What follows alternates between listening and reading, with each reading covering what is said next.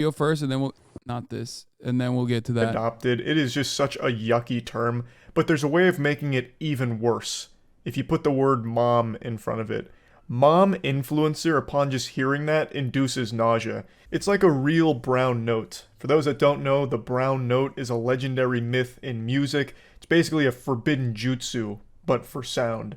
Fundamentally, it boils down to a frequency that, when exposed to a person, causes them to void their bowels, causes fecal incontinence. So you shit your pants when you hear the brown note and you have no control over it. The term mom influencer does something similar, but instead of just pooping your britches, you get sick. I think there's nothing wrong with mothers making internet content on, parenthood or educational content on what it's like to be a mom. That's all great. That's wholesome. But then there's a step too far into lunacy where you cross into the dark side of the force here. And that's mom influencers that use their children like props for them in their videos for their own online fame and clout.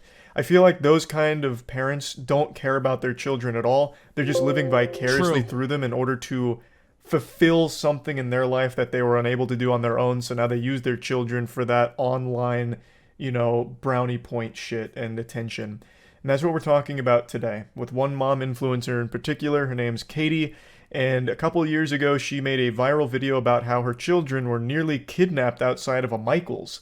And boy, howdy, would you believe it? It turns out it was a load of baloney. She made it all up for internet clout. But this also came at the expense of two actual people here that she accused of being the ones to try and kidnap her kids, and she did report it to the police. So not only did she fabricate the story, she nearly had two innocent people fucked for life for this. So it is downright evil and degenerate. And now, it's a few years later, she has been convicted for lying about this. Her sentencing is upcoming, but it's very nice to see justice finally being served. It's a little upsetting it's taken so long, but you know what? We're here. Now let's get you caught up on the story because it's a wild one. This morning, a popular social media influencer who falsely accused a couple of trying to kidnap her children, now convicted of lying about the whole ordeal. Monday of this week, my children were the targets of attempted kidnap. This is the face of a fib. She's not being truthful. She now owes a quarter into the lie jar, and that jar's gonna be filled to the brim after this case, cause she's a fucking liar. So, Katie went on Instagram, made this story accusing two random people in a Michael's store she was at of trying to kidnap her kids outside of Michael's. And I want to share that story with you in an effort to raise awareness as to what signs to look for. The whole idea behind all of this is so silly. Hey guys, my kids were almost kidnapped. Now let me tell you what I learned about this experience. Make sure to slap that like button for more kidnapping avoidance tutorials, and stay tuned next week where I throw my kids into a coal mine and we... This is...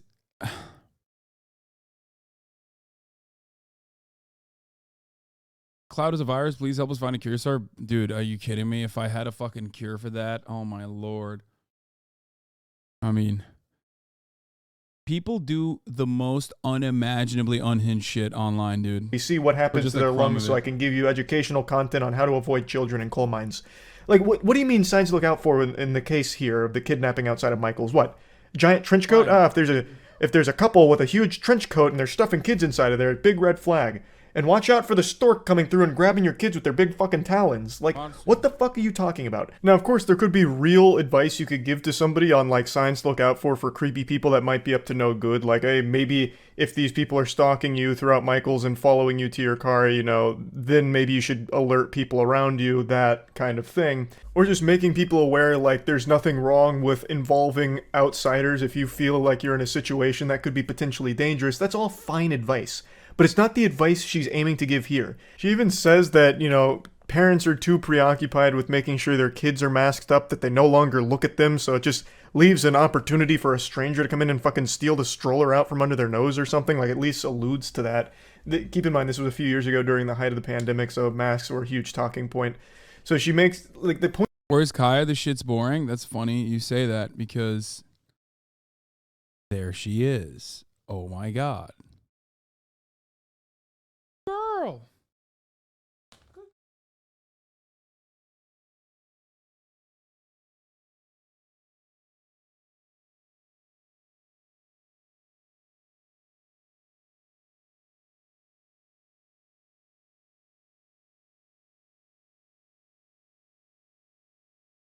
points she's making about like signs to look out for are basically just like open your eyes. She's basically just telling people to be a parent. It's ridiculous. It's the story she tells here offers no good insight on things to be aware of unless you're an absolute fucking oblivious idiot to everything around you. Like, these are all things people would absolutely notice and be uncomfortable with the same way she is in the video. Of course, it's all made up at the end of the day, but still, like, the whole purpose behind it and the message she tried to get across makes no sense. It's so laughable. Found the full video. It's like 15 minutes long, and it is one of the most descriptive things I've ever listened to for a completely make-believe story. She talks about this story like she's in a creative writing course and giving a presentation in front of the class for a piece of fiction that she wrote. It's outrageous the amount of detail she goes into, like when she's getting to the climax of everything where the stroller was almost snatched and her children abducted. She's talking about like they took 2 steps forward, but then 3 steps back. They did the hokey pokey and they turned themselves around. You know, I saw the fear wash over me. I could feel it. My pupils were dilating as this absolute menace, this villain, was approaching me with ill intent and malicious aura surrounding them, like a bat out of hell. It's outrageous. It is all completely fucking fanfic make-believe. Falsely claiming that strangers tried to kidnap her 2 young children on December 7th, 2020, outside the Petaluma, California Michaels store. The Sonoma County DA's office says the videos were posted about a week after Sorensen reported the supposed kidnapping attempt to police. So what's wild is she didn't just make this story up for the sake of Instagram views and likes. She did report this incident to the police, who pretty quickly were able to dismiss it as a bunch of fucking hoo-ha. They immediately really realized that the events she was describing on Instagram were completely different than the events that she had described to the authorities. It was wildly different. And after talking to the couple in the clip you saw there, that photo of the couple, after talking with them, they realized that there's no evidence at all. There's no witnesses. There's nothing to corroborate anything that Katie was ever saying. Which is weird because in Katie's story on Instagram, she even talks about like some fucking vigilante, a hero that was there to come and help her out and save the day, really. So it's weird that there wouldn't be any witnesses to confirm any of this happened. So all of it is just so scummy and baffling that she would do something like this for the sake of internet clout. Because she didn't just go home and make this video. She did report this to the police. Why? Why go that step forward? I guess in case people would call her out on it, she'd be able to pull up a police report or something, but she should have known that they would have gotten to the bottom of this and realized that it was all a lie. And reporting a false crime is a crime. You can't do that. You can't just knowingly make some shit up and then report it to authorities and then potentially ruin the lives of the people that you are falsely accusing. That's just downright evil. In the video, Sorensen described a number of details about the alleged incident that hadn't been disclosed to police. The accused couple, Sadie and Eddie Martinez, say they actually recognized themselves in this photo and came forward to deny Sorensen's claims. She wanted a stronger following. She was looking for, content for her fame and her income. And at our expense. I think they're absolutely correct. I think the main motivator behind all of this was just that internet attention. A little fucking clout goblin was born on this day, and it did work for however brief a time. Katie did receive a lot of love, got a lot of new followers on Instagram, had a huge outpouring of just well wishes from the community for such a traumatic experience and her bravery for sharing it and all of that.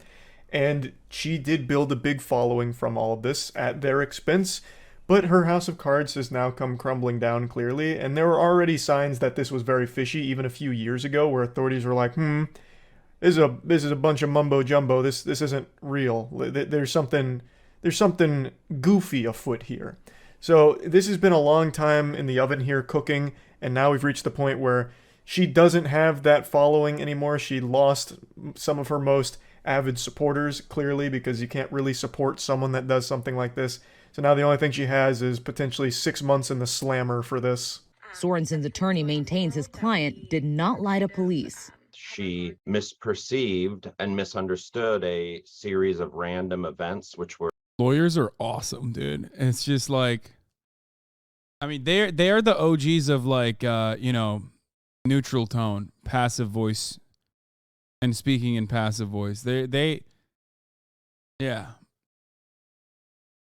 Were occurring around her, and made a honest report to the police on December 7th. That man looks fearful for his life right there. I don't know what's going on, if he's some kind of like prototype android that's having a hard time expressing emotion, or if Katie's threatening him with some kind of wild accusations and he's feeling the pressure. That man was robotic. But basically the defense is, Katie was too fucking stupid to understand what was happening, so she ended up just making a report that is completely not grounded in reality at all. And we're very sorry that she's so dumb. So they're just playing the she's an absolute idiot card, which I guess is becoming a very popular defense.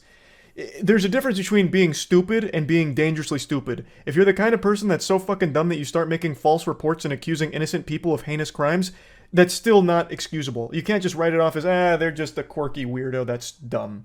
You can't do that. They still need to face punishment for that. So even if the guy here is correct in that she just misperceived everything, she still needs to be punished for falsely accusing this couple of things that just didn't happen.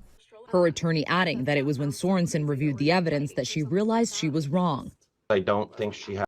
Why women have incredible OP racial buff. It's like, this is why it's like one of the more powerful classes that you can sign on to in the beginning of the video game. It's just like, especially when it comes to cops and the criminal justice system, like they're really, really impossible to fucking take down in any way.